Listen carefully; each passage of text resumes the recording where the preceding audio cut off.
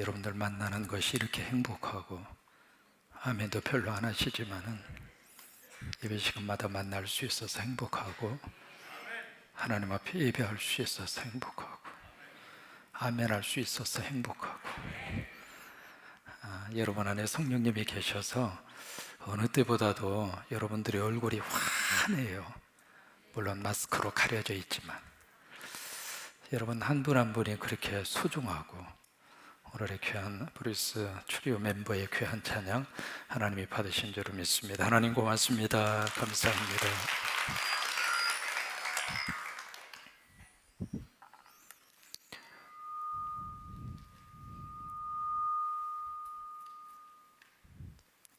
우리 신명기라고 하는 성경은 모세가 모압 평지에서 1개월 정도 이스라엘 백성들에게 한 3편의 설교입니다. 1장에서 4장, 5장에서 26장, 27장에서 34장입니다. 이제 이 3편의 설교로 되어져 있는데, 모세는 자기 인생이 이제 한 달밖에 남지 않았습니다. 한 달 남아있는 인생을 자기는 이제 가나안 땅 건너서 이스라엘, 요단강 건너서 이스라엘 땅에 못 들어가잖아요. 그리고 이제 이 백성들이 꿈에도 그려던 요단강을 건너서 가나안 땅에 들어가야 돼요.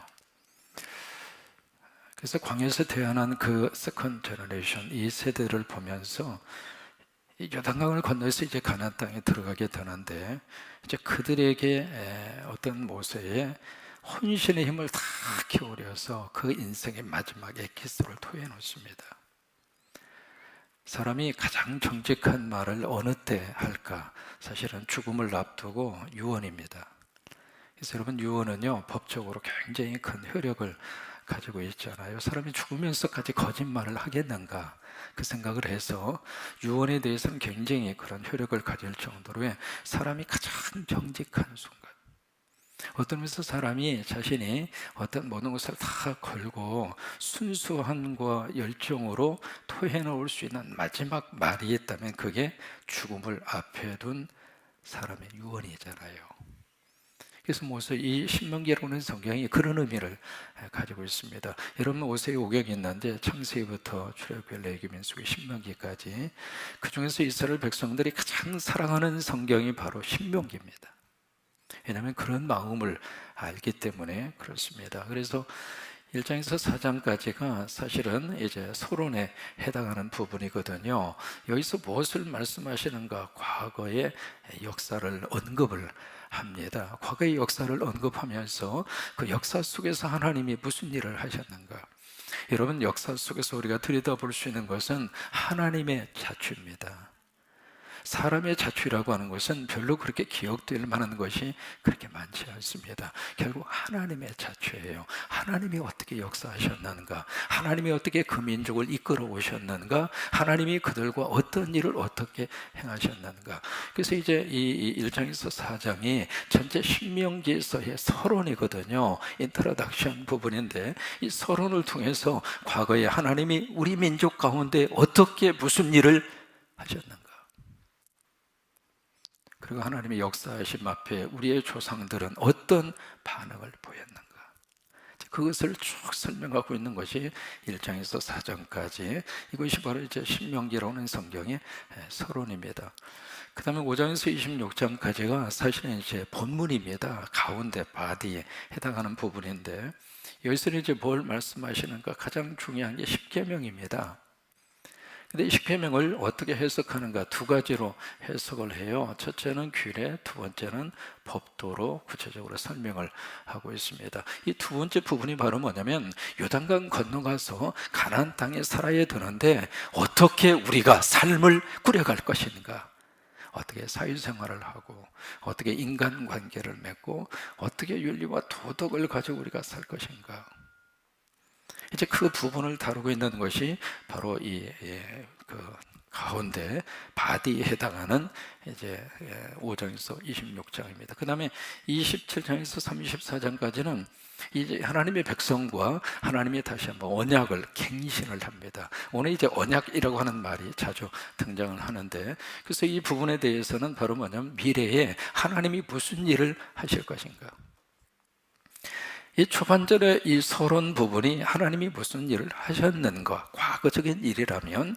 여기 27장에서 34장까지는 하나님께서 앞으로 무슨 일을 하실 것인가, 미래적인 일입니다.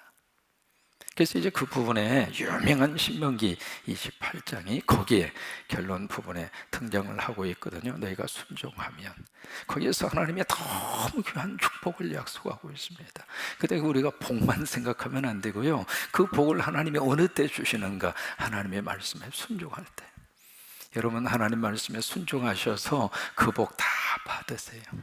그 복 여러분이 받으시고, 여러분들의 자녀가 받으시고, 여러분 가정이 받으시고, 여러분 직장이 받으시고, 사업체가 받으시고, 우리가 살고 있는 군산이 받기를 바라고요. 그래서 그 신명기 28장의 말씀 속에 바로 미래에 하나님이 무슨 일을 하실 것인가, 그 하나님의 말씀대로 순종하는 하나님의 자녀들에게 하나님은 이와 같은 축복을 주실 것이다. 그 말씀이 결론 부분에 그렇게 담겨져 있습니다. 오늘 이 5장은요, 이 중간 부분 본론으로 들어가는 하나의 문이에요. 그 문을 시작을 하는데 어떻게 시작을 하는가? 1절입니다. 함께 있습니다. 모세가 온 이스라엘을 불러 그들에게 이르되, 이스라엘아, 오늘 내가 너희의 귀에 말하는 규례와 법도를 듣고 그것을 배우며 지켜 행하라. 여기 보시면 모세가 누구를 불러요? 온 이스라엘을 부릅니다. 올 이스라엘, 모든 이스라엘을 불렀다는 이야기는 하나가 되라, 그 말이에요. 왜냐하면 그 전에 이스라엘 백성들이 자꾸 갈랐습니다.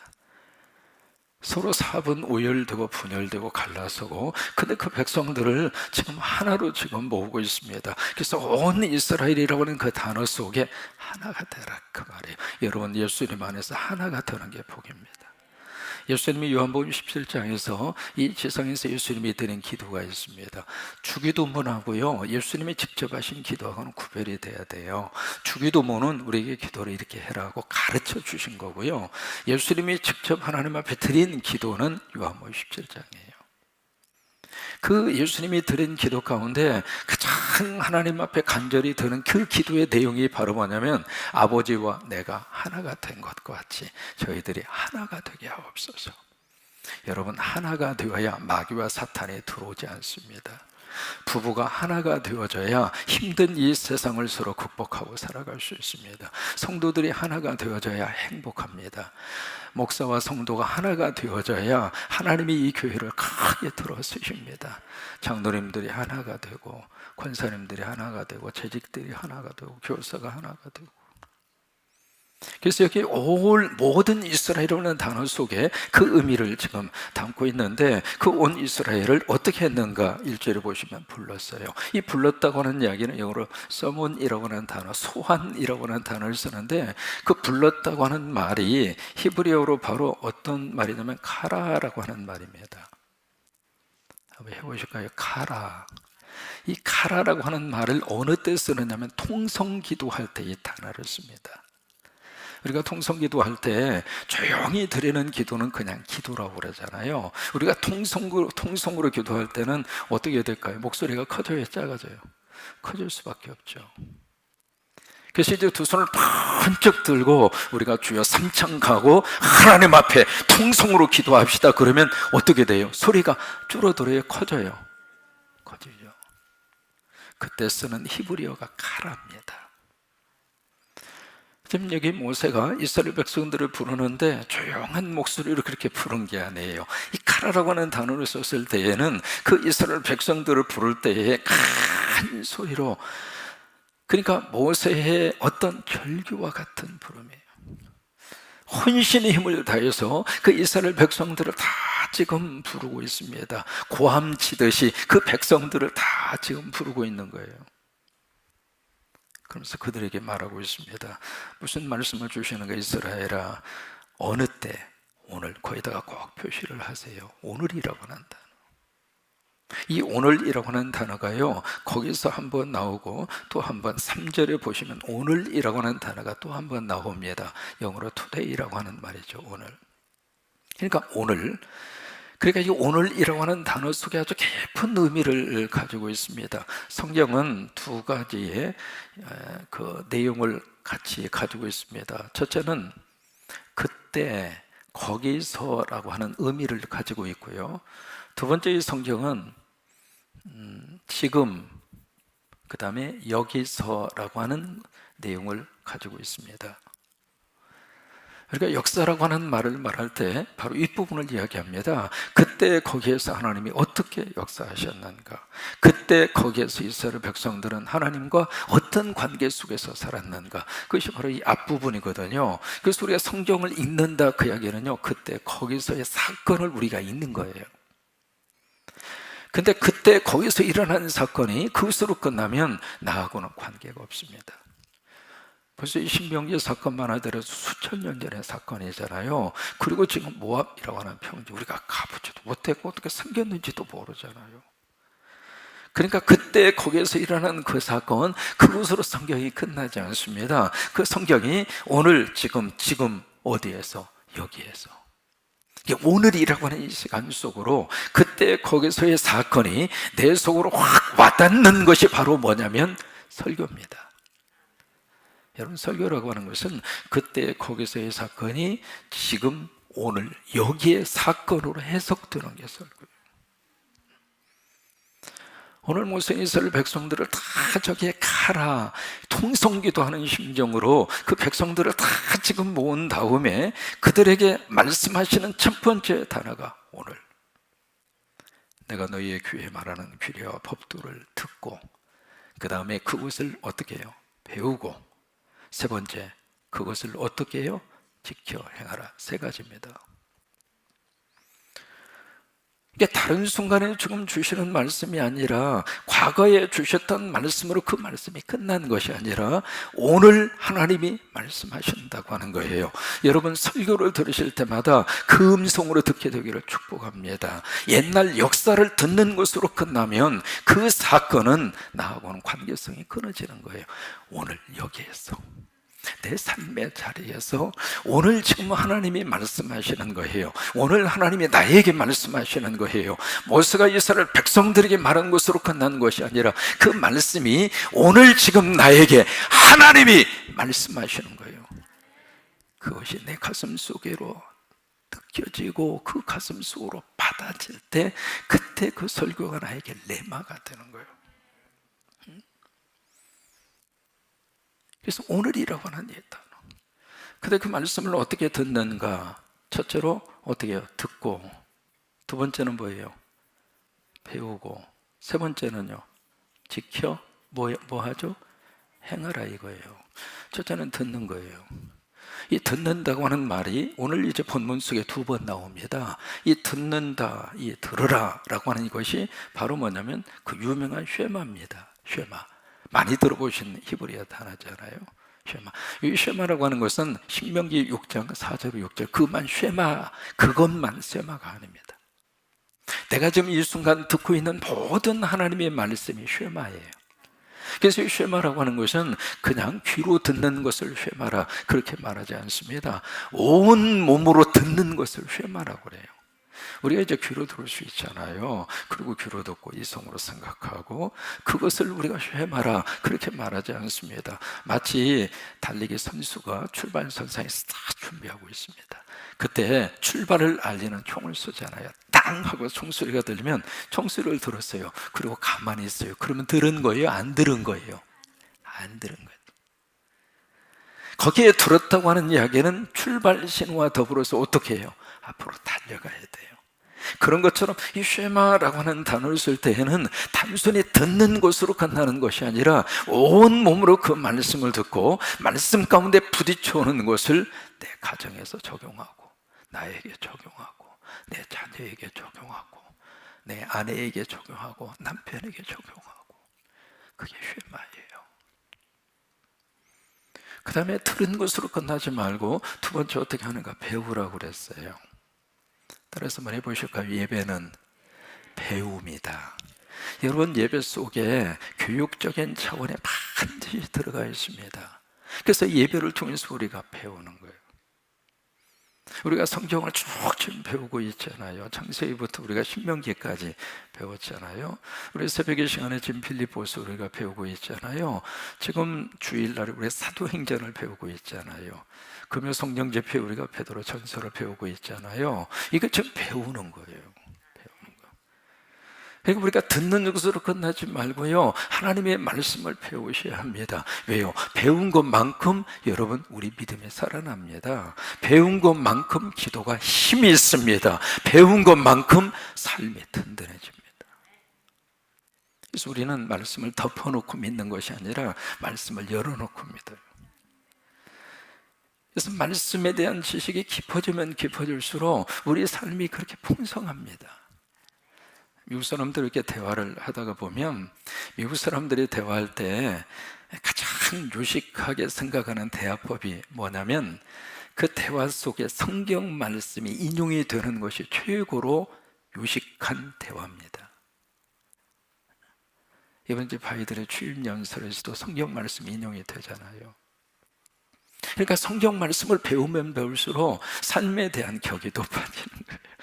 우리 성방교회 성도들의 삶의 격은 굉장히 높아요. 얼마나 높은지. 왜요? 말씀을 지금 잘 배우고 있잖아요. 그래서 예배 시간은 우리가 하나님 앞에 드리기도 하지만 하나님을 통해서 우리가 말씀을 배우는 시간이에요. 여러분 체계적으로 배우시고, 그래서 지도도 계속 여러분들에게 머릿속에 기억하시도록 지도도 반복해서 보여주는 이유가 바로 그거고요. 칠판한데 왜 쓰는가? 이 쓰면은요 좋은 것이 있습니다. 왜냐하면 쓰면 좀 기억하기가 쉽잖아요. 그냥 귀로만 듣는 거하고 눈으로 보는 거하고 틀리거든요. 그래서 이제 몇 마디로 이렇게 쓰는 거예요. 한 가지 글씨체가 별로 안 좋아서 그게 참 죄송해요. 근데 제가 이렇게 생겨 먹었는데 어떡합니까? 또 하나 쓰면서 좋은 것이 뭐냐면 제가 조금 여유가 있습니다. 이걸 쓸 때는 입을 좀 다물 수 있잖아요. 그리고 쓰는 이유가 바로 뭐냐면 이 설교가 이 말씀을 배우는 시간이니까 이 시간에 같이 지금 배우는 거예요. 배우는 거. 그래서 듣는 것으로 끝나지 않고 그 다음에 배웁니다. 그 다음에 어떻게 하는가? 지켜 행하라, 그 말이에요. 여러분 공부 가운데 가장 좋은 공부는 지켜 행하는 겁니다. 그 말씀대로 지키고 행하다 보면 그 말씀이 이해가 돼요. 지켜서 행하다 보면 그 말씀의 의미를 가슴으로 느낍니다. 지켜 행하다 보면 그 말씀의 의미성뿐만 아니라 그 말씀이 오늘 내 속에서 어떻게 살아 역사하는가를 온몸으로 느끼게 돼요. 2절입니다. 그러면서 구체적인 말씀을 그들에게 주시고 있습니다. 2절과 3절 함께 있습니다. 우리 하나님 여호와께서 호렙산에서 우리와 언약을 세우셨나니 이 언약은 여호와께서 우리 조상들과 세우신 것이 아니요 오늘 여기 살아있는 우리 곧 우리와 세우신 것이라. 2절에 보시면 벌써 이 언약이 몇 년 전에 주셨는가? 39년 전에 주셨습니다. 모세를 통해서 호렙산에서 39년 전에 주셨잖아요. 과거적인 사건이 된 거예요. 벌써 40년이 지났다는 이야기는요, 성경에서 원 제너레이션, 한 세대는 20년으로 봅니다. 40년 지났다는 이야기는 세대가 2번 지났다 그 말이에요. 그러니까 훨씬 과거적인 이야기잖아요. 우리가 과거적인 이야기, 우리 신내들 뿐만 아니라 흔히 그런 이야기 많이 합니다. 나 때는 말이야, 라떼는 말이야. 그래서 라떼가 잘 팔리잖아요. 벌써 저희 세대만 하더라도 벌써 올드 세대가 되는 거예요. 그러다 보니까 자꾸 과거적인 생각을 현재 속에다 갖다 끄집어내서 이야기할 때 나 때는 말이야, 라떼는 말이야, 이제 그렇게 이야기하는데 그 과거적인 사건으로 끝난 것이 아니라 호렙산의 모세를 통해서 주셨던 그 언약이 3절 말씀 속에 어떻게 말씀을 하고 있느냐면 이 언약이 우리 조상들과 세운 것이 아니다. 그때의 과거적인 사건으로 이 언약이 끝난 것이 아니다. 3절 오늘 여기 살아있는 우리 곧 우리와 세웠다. 그러니까 이 성경 말씀이 지금 오늘 우리에게 주시는 하나님의 말씀이에요. 여러분 믿으시면 손 들고 아멘. 그래, 이 말씀이 과거적인 역사의 말씀으로 끝나버린 사건의 말씀이 아니라 지금 우리와 언약을 맺으시고 지금 우리에게 말씀하시는 언약이고, 그래서 하나님의 말씀이 살아있는 거예요. 하나님의 말씀이 살아서 내 속에 들어와서 나를 지금 새롭게 만드시는 거예요.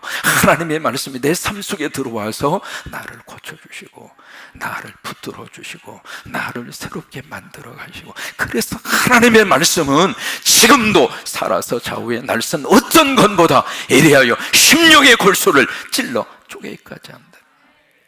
말씀이 오늘 나에게 주신 말씀이니까. 근데 그 2절과 3절에 세우셨다고 하는 단어를 3번 씁니다. 우리 성경 이해에 있어서 가장 기본이 있습니다. 반복되는 단어가 뭔가, 이게 첫째예요. 왜? 중요하다 그 말이에요. 그 다음에 주어가 누구인가, 왜? 행동의 주체이기 때문에. 그 다음에 서술어가 어떤 식으로 형성되어 있는가, 왜냐하면 그것이 구체적인 행동이니까. 여기 세우셨다고 하는 말을 3번 쓰고 있습니다. 그 세우셨다고 하는 말이 어떤 의미냐면 쪼갠다라고 하는 뜻이에요. 쪼갠다. 이게 언약을 세우는 것하고 쪼갠다고 하는 것하고 무슨 관계가 있을까요? 이게 이제 창세기에서 하나님이 아브라함과 언약을 맺을 때 동물을 딱 가운데로 쪼갰어요. 이제 그리고 나서 이제 언약을 맺었거든요. 거기에서 나온 단어입니다. 근데 지금은요, 우리가 무슨 계약을 하거나 컨트랙을 맺거나 무슨 뭘 할 때 사인을 하잖아요. 이제 한국도 이제는 사인으로 많이 바뀌어졌잖아요. 제가 오자마자 가장 먼저 한 것이 도장 파는 일이었어요. 4년 도장 써먹지 않다가 써먹을 일이 없었죠. 다 사인으로 살다가 한국에 오니까 도장을 파셔야 합니다 해가지고, 마침 이제 교인 가운데 도장 파는 분이 계셔가지고 도장을 하나 갖다 주셨는데 얼마나 도장이 큰지 큼지막한 도장을 주셨어요.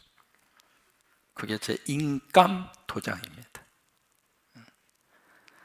지금은 이제 도장을 찍거나 사인을 해서 이 서약과 언약에 대한 표시를 그렇게 하지만 과거에는 그런 게 없었잖아요.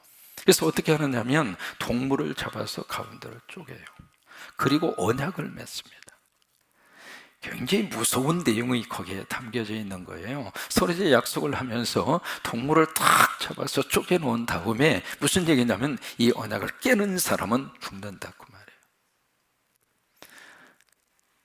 그 상징으로 쪼개놓고 언약을 맺어요. 근데 여기 오늘 2절과 3절을 보시면은 여기 지금 언약을 누가 세우시는가? 3절에 이 언약은 누가? 주어가 누구예요? 하나님이세요. 그 언약의 주체는 누구냐면 우리가 아니라 하나님이세요. 하나님이 약속하시는 거예요. 그런데 하나님이 약속을 하시는데 지금 누가 그 약속을 지금 세우셨는가? 하나님이 세우시는 거예요. 그러면 짐승을 잡아서 누가 지금 짐승을 쪼갰는가? 우리가 쪼갰어요? 하나님이 쪼갰어요? 하나님이 쪼갰다 이 말이에요. 다시 말해서 이 언약을 지키지 않으면 내가 이 동물처럼 내가 죽어도 좋다. 여러분 이게 엄청난 의미를 담고 있는 단어예요. 이거 세우셨다고 하는 말의 뜻이. 여러분 그 정도로 하나님은 우리를 사랑하셔요. 그게 우리를 향하신 하나님의 사랑입니다. 4절입니다. 함께 읽습니다. 여호와께서 산 위에 불 가운데서 너희와 대면하여 말씀하시기 10계명이거든요. 10계명을 주실 때 어떻게 주셨는가? 2가지로 주셨어요. 저처럼 들을 수 있도록 말씀으로 주셨어요. 그래서 여기에 말씀하시며 4절에, 그 다음에 2번째로 10계명을 어떻게 주셨는가? 돌판에 친히 새겨서 모세에게 주셨어요. 10계명은 그렇게 2가지로 주셨어요. 그리고 10계명 이후에 모든 계명들은 모세가 하나님에게 듣고 우리에게 전해줬어요. 그렇게 해서 이 10계명을 우리에게 주신 것이거든요. 그러면서 이제 6절에 보시면 10계명에 들어가기 전에, 그게 이제 6절이 10계명의 서론입니다. 서문이에요, 서문. 함께 읽습니다. 나는 너를 애굽 땅 종되었던 집에서 인도하여 낸 내 하나님 여호와라. 이 서론이 2가지를 말해요. 첫째, 하나님이 누구신가? 2번째, 나는 누군가. 여기 하나님은 어떤 분이냐면 우리를 애굽 땅 종되었던 곳에서 인도하여 내신 분이 우리의 하나님이라 그 말이에요. 나를 이끌어내셔서 하나님의 거룩한 자녀의 자리로 우리를 구속하시고 살려내셔서 하나님의 자녀로 삼아주신 분이 여호와 하나님이라 그 말이고, 나는 누구인가? 나는 애굽이라고 하는 죄악의 덩어리에서 죄의 종으로 살았던 존재가 나라고 하는 거예요. 이 서론을 말씀하신 다음에 그 다음에 십계명이 들어가요. 그러니까 우리가 십계명을 우리가 들어가기 전에 서론이 먼저 이해가 되어야 합니다. 이 서론에서 하나님이 우리에게 주신 그 은혜가 너무 큰 거예요. 왜요? 나를 하나님의 자녀 삼으시고, 우리가 예수 믿은 것이 최고로 행복하다고 믿으시면 아멘. 여러분, 가장 축복 가운데 가장 큰 복이 예수 믿은 복 아닙니까? 왜? 내가 믿어진 거예요. 어느 분하고 만나서 이렇게 대화를 하는데요, 제 집사님이라고 계셨어요. 애가 되십니다. 고만고만한 아기를 데리고 이민을 오셨어요. 미국에서는요 12살 아이, 12살 아래짜리 아이를 집에다 혼자 두면 법에 걸립니다. 근데 먹고 살아야 되잖아요. 그래서 이 네 아이를 어떻게 하냐면 허리에다가 끈으로 묶어가지고, 참 눈물 나는 이야기입니다. 그래가지고 그 네 아이를 식탁 테이블이 있잖아요. 테이블 밑에 기둥에다 하나씩 다 묶은 거예요. 왜냐하면 문 열고 밖으로 나가다 경찰한테 걸리면 부모가 구속을 당하고 아이를 뺏깁니다. 그래서 이 아이들이 밖으로 못 나가도록 그렇게 해서 허리에다 끈을 묶어서 이렇게 빙빙 그 거실만 왔다 갔다 할 수 있도록, 그리고 이제 손 닿을 수 있는 지점에다 먹을 것을 이렇게 놓고, 그리고 이제 부부가 가서 밖에 가서 일을 하고, 그리고 나가면서 밖에서 문을 잠궜어요. 그렇게 해서 이민 생활을 한 거예요. 그 중에 딸이 셋이고 아들이 하나거든요. 그래서 이분이 이제 다 만나서 신방을 가서 이야기하는데, 아무리 설명을 해도 뭐냐면 한 30분 이상 이야기했던 것 같아요. 근데 이제 그분이 뭐라고 그러냐면 가만히 있다가 하시는 말씀이, 근데 목사님 안 믿어지는데 어떡합니까? 말하고 있는 나도 폭폭하고 말을 듣고 있는 그 사람도 폭폭하고, 믿고 싶은데 안 믿어지는 거예요. 근데 여러분들은 믿어지잖아요. 그래서 아멘 하시잖아요. 때로는 고개도 끄덕거려 주시고, 때로는 활짝 반응도 보여주시고. 제가 이 강대상에서 너무 감사한 게, 우리 성광교회는 반응이 있어서 좋아요. 어디 가서 설교하면 반응이 없어. 이게 무슨 반응이 있어야, 왜 설교는 서로 주고받고 그러면서 설교해야 재미가 있는 거거든요. 그래야 강대상도 여기도, 그리고 성도들도 지루하지도 않고 졸린 눈도 우리가 뜨면서 그러면서 설교를 같이 만들어가는 거거든요. 근데 아무 반응이 없어 그냥. 그러면 설교하기도 그렇고 설교 듣는 분도 그렇고, 근데 우리 성광교회는 반응이 있는 거예요. 여러분, 그 반응을 누가 하도록 하셨을까? 성령님이 내 안에서 반응하게 하시는 거예요. 그러니까 믿어진다는 이 자체가 너무 큰 축복인 거예요. 여기 지금 이스라엘 백성들에게 이 십계명의 말씀을 주시기 전에 가장 먼저 하나님이 나를 구원하시고 하나님이 나를 구속하시고, 그게 너무 큰 은혜라 이 말이에요. 그리고 나서 7절부터 십계명을 주시는 거예요. 그리고 나서 가장 먼저 나 위에 다른 신들을 내게 두지 말아라.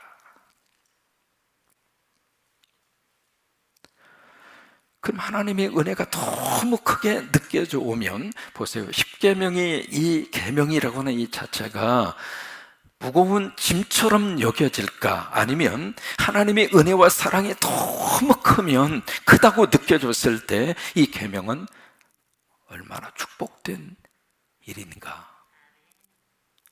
그 차이가 나는 거예요. 그래서 우리가 이 십계명을 들어가기 전에 이 서론 부분을 꼭 기억하셔야 될 필요가 있어요. 그래야 십계명의 의미가 더 가슴에 그렇게 와닿을 수 있습니다. 그리고 이제 여기 7절의 제1계명이 모든 계명의 주석입니다. 1계명 속에 두 번째부터 10번째 계명이 다 들어있습니다. 1계명만 제대로 붙들으면 두 번째부터 10번째 계명까지는 아주 쉽게 갈 수 있습니다. 자, 우리 7절만 같이 한번 고백하십니다. 시작. 나 외에는 다른 신들을 내게 두지 말지니라. 마치 여러분 이 말씀이 무슨 독단처럼 느껴지십니까?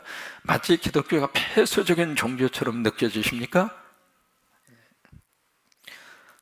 지금 우리 사회 속에, 그리고 우리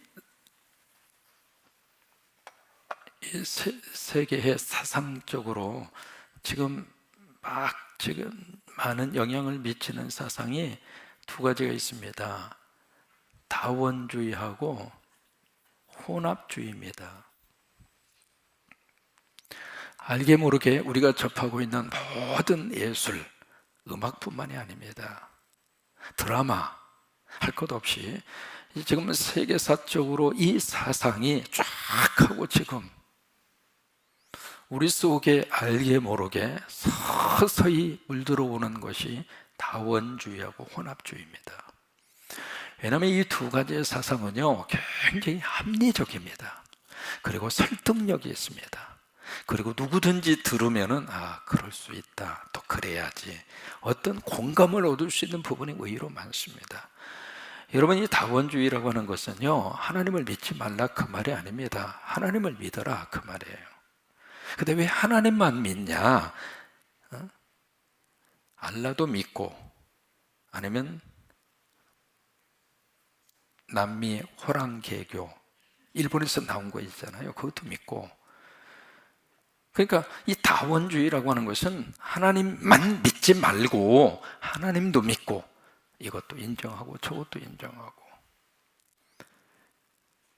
이게 우리 이성적으로 생각하면 굉장히 합리적이잖아요. 왜 기독교라고 하는 독단적인 감옥 속에 갇혀 있느냐? 지금이 어느 세상인데 좀 폭넓은 마음을 가져서 이것도 저것도 이것도.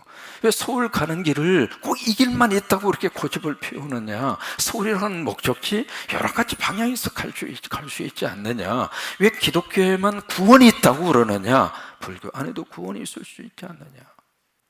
원불교 안에도 구원이 있을 수 있지 않느냐? 아니, 이슬람 안에도 구원이 있지 않느냐? 이게 다원주의가요, 우리 속에 굉장히 논리적으로, 합리적으로 접근해서 들어오면은요, 그것을 듣다가 보면은, 그럴 수도 있겠다. 그 다음에 혼합주의가 있습니다. 여러 가지 것이 함께 가면 서로 얼마나 좋으냐. 서로 좋아하고, 하모니를 이루고. 이 두 가지 것이 지금 우리 교회 속에 굉장히 흔들고 있는 두 가지 사상이거든요. 그래서 성경은 어떻게 말씀하시는가? 이 두 가지를 철저하게 배척을 합니다. 여기에 성경은 오직 하나입니다. 하나님만 믿으라 그거예요. 하나님 외에는 다른 신이 없다 그거예요. 여기 7절 말씀에 나 외에는 다른 신들을 내게 두지 말아라. 오직 하나님이라 그 말.